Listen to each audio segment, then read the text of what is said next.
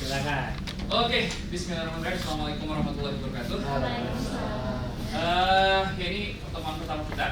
Ini kuliah pilihan di Teknik Informatika ITB. Jadi kodenya F4035 tentang blockchain. Nah, mungkin sebelum kita mulai masuk ke materinya, mungkin ada dari teman-teman semua yang tahu, ya walaupun not intim, blockchain itu apa sih? Buat kripto. Ya, mungkin nanti kita akan coba untuk awal mendalami blockchain ini, penjelasannya dari luar kripto. Tapi nanti di akhir kita akan coba untuk merefleksikan sebenarnya teknologi ini bukan hanya sekedar untuk kripto, tapi untuk bisa kita implementasikan di supply chain ataupun yang lain. Jadi ini ada dua kata ya, antara block sama chain. Jadi ada block dan chain. Prinsipnya adalah awalnya itu kita ketergantungan sama third party. Misal, kayak misalnya di kripto berarti kita hubungannya dengan uang. Berarti ketika kita transferan dari satu bank, bahkan antara BNI ke BNI itu menggunakan bank, BNI ke BCA, atau bahkan dari Indonesia ke bank di luar negeri misalnya. Itu kan semua berhubungan sama third party. Ada satu entitas selain dua orang tersebut yang kita percaya, seperti itu ya. Nah, harapannya dari teknologi blockchain ini sebenarnya kita menghilangkan kepercayaan ke pihak ketiga tadi. Oke, kalau misalnya dengan Pak Prananda misalnya gitu ya, kita udah kenal misalnya, apalagi bahkan walaupun sudah kenal juga untuk masalah pinjam-pinjaman pasti mikir panjang kan ya, gitu ya. Ada orang tiba-tiba jarang ketemuan, tiba-tiba Assalamualaikum, dia gitu ya. Nah, awalnya kenapa? Biasanya kita kan trust dulu sama orang. Kalau kita udah trust sama orang, baru kita pinjemin gitu ya. Bahkan ada teman-teman misalnya karena di kakak sendiri kita sama-sama saling bantu misalnya, wah itu minjemi uang dalam jumlah besar pun mereka percaya gitu. Karena kita percaya dengan orangnya. Nah, kita pengen buat suatu sistem di mana kita tidak saling kenal satu sama lain, tapi kita bisa menjalankan aktivitas bisnis kita as usual. Seperti itu. Nah, makanya konsekuensinya adalah ada satu teknologi yang dikembangkan gitu ya, agar kita bisa percaya itu. Makanya teknologi. Jadi kita percaya sama teknologi. Kalau misalnya lagi ngobrolin salah satunya ada teknologi sebenarnya smart contract. Ada yang namanya kontrak ya. Ketika kita ngobrol sama orang-orang lain gitu ya, misalnya ada jual beli rumah gitu ya, pasti kan ada kontrak, ada PKS antara ITB dan segala macam, ada kontrak. Nah, kontrak ini yang akhirnya dijadikan sebagai salah satu ide untuk di-combine dengan blockchain nanti, yang akhirnya sistemnya itu bisa smooth machine to machine tanpa ada campur tangan manusia. Jadi semua code, rules itu semua by code gitu. Nah, makanya aturan-aturan segala macamnya juga semua ada di code. Jadi setiap orang ketika mau berkontribusi di sana, tinggal kita evaluasi sistemnya yang terbuka gitu ya. Semua orang bisa ngelihat, aturannya jelas juga. Nah, ketika kita percaya kita bisa masuk ke sana. Nah, simpelnya seperti itu. Dan sebenarnya penurunan teknologinya ada banyak, tapi poinnya di sini ada blok. Nah, di awal nanti ada yang namanya genesis, ini blok awal.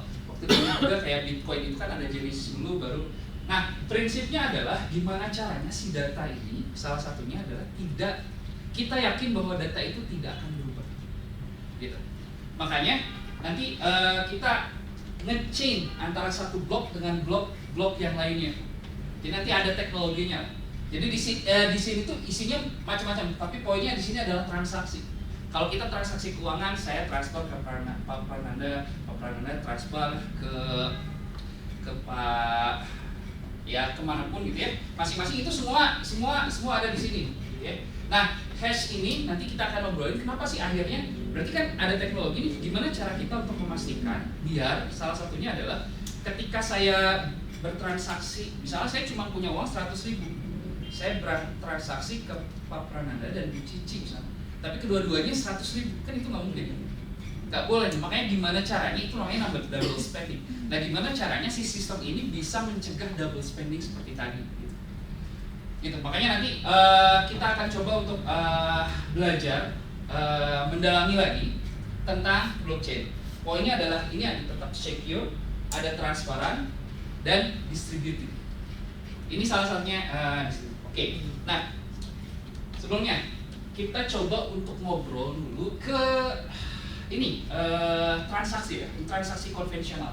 Jadi ketika kita mau ya ada kita pakai Tokped atau segala macam ya, kita mau beli sesuatu, ada third party-nya, ada Tokped, ada bank juga ya.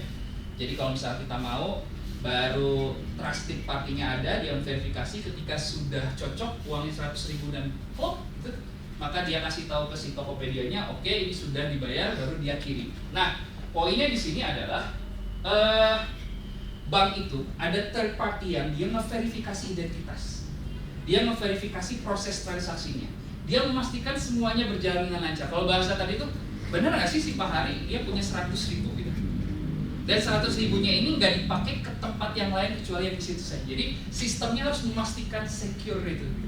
Nah, dan sebelumnya untuk saat ini kita percayanya udah kita percaya ke bank. Padahal kalau misalnya nanti di beberapa kasus itu kemarin pernah ada kasus di salah satu bank BUMN itu terjadi transaksi tapi tidak ada notifikasinya, namanya siapa tapi yang ke transfer ke siapa, itu pernah terjadi seperti itu. Karena tetap ya di antara sistem yang centralized itu, makanya kalau misalnya blockchain itu ada salah satunya kita pengen menghindari single point of failure. Jadi ketika ada satu sistem down, kita masih tetap bisa on, gitu, kayak gitu. Nah, balik lagi sih. Jadi ada intermediary trust, kita percaya ke pihak ketiga. Tapi sekali lagi, untuk saat ini kan antara orang yang pintar nge-hack dan orang yang menjaga security itu sama-sama harus saling belajarnya cepat ya.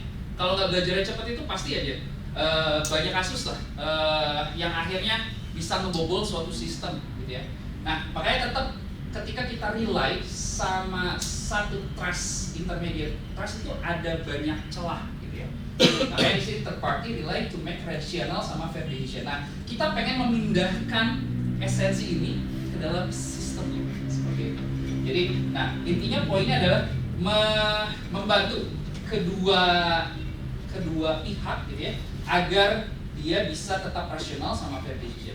Nah, berikutnya adalah insuance trust. Jadi to ensure safety and security and value. Jadi ini harapannya juga bisa dipindahkan posisinya ke dalam teknologis itu, gitu ya. Jadi ensure safety and security and value. Nah, kita coba step by step. Ini untuk konvensional transaksi. Jadi kalau misalnya pertama si Alice ya, dia pengen nge-transfer 1 juta misalnya ke si Bob gitu ya. Alice ID-nya ini, Bob ID-nya itu 2 menit lagi ya Pak. Oh, 2 menit lagi, oke. Dia inisiasi, akhirnya bank verifikasi, bank ngecek oke atau enggak, baru proses, ada charge-nya, transaction speed-nya berapa, udah gitu. Gimana kalau misalnya beda bank, gimana kalau beda negara? Nah, poin berikutnya lagi berarti ada tambahan waktu. Kita pengennya sebenarnya ide blockchain itu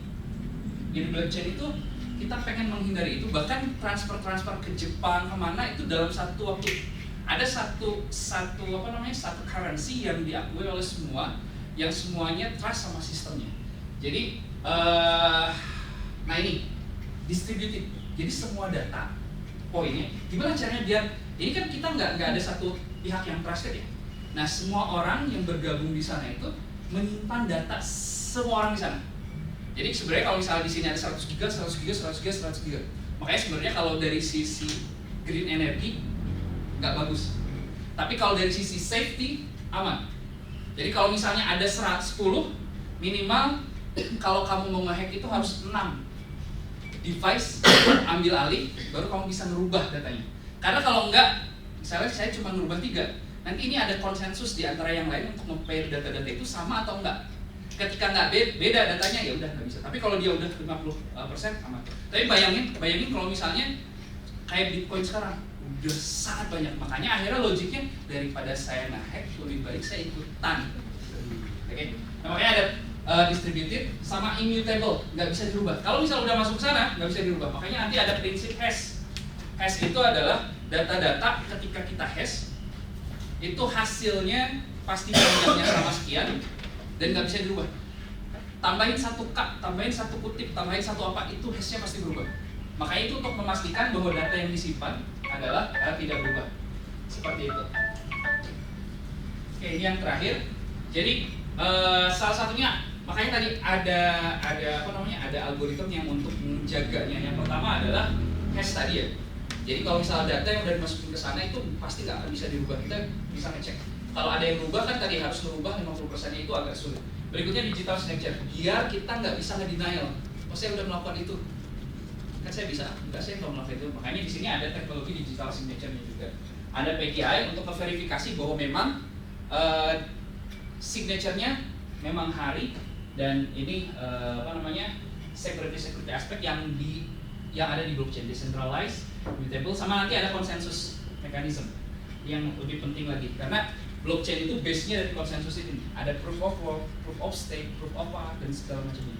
Tapi intinya ada konsensus, ada kesepakatan. Nah ini semua teknologi-teknologi yang membangun biar si blockchain akhirnya bisa menjadi suatu sistem yang dimana setiap orang nggak saling percaya, nggak saling kenal, tapi bisa bertransaksi dengan aman. Oke, itu aja untuk pertemuan kali ini. Terima kasih. Selamat siang, assalamualaikum. Salam.